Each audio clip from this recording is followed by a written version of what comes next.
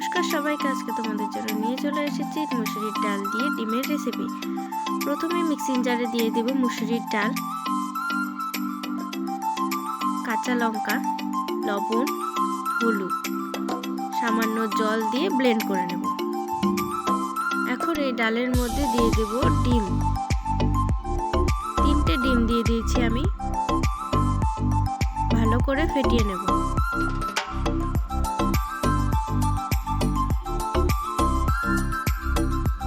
এখন একটা প্যানের মধ্যে দিয়ে দেব সরষের তেল। এর উপরে ব্যাটারটা ঢেলে দেব, ঢেকে রাখবো। ঢাকনা উঠিয়ে নেব, উল্টে নেব। হয়ে গেছে, নামিয়ে নেব। এরপরে কেটে নেব।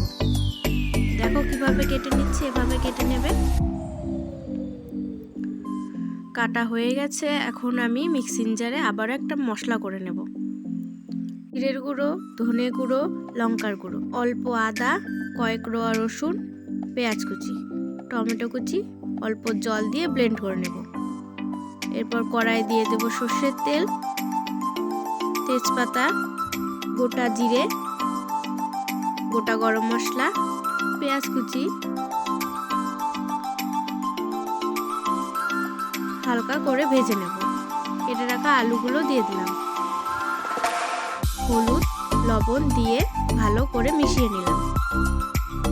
কিছুক্ষণ ভেজে নেওয়ার পরে ব্লেন্ড করে রাখা মশলাটি দিয়ে দেব। আবারও লবণ, হলুদ দিয়ে ভালো করে কষিয়ে নেব। সামান্য চিনি দিয়ে দেব। মশলা থেকে তেল ছেড়ে দিলে জল দিয়ে দেব। জলটা ফুটে এলে মুসুরির ডাল, ডিমের ধোকাগুলো দিয়ে দেব। উপর দিয়ে কয়েকটা কাঁচা লঙ্কা দিয়ে দিলাম। গরম মশলা দিয়ে নামিয়ে নিলেই রেডি ডিম আর মুসুরির ডালের ধোকার ডালনা। আজকের রেসিপি তোমাদের কেমন লাগলো জানিয়ে দিও। ভালো লাগলে লাইক করে দিও। দেখা হচ্ছে পরবর্তী রেসিপিতে। আর যারা যারা এখনো আমার চ্যানেলটিকে সাবস্ক্রাইব করোনি, প্লিজ সাবস্ক্রাইব করে পাশে থেকো।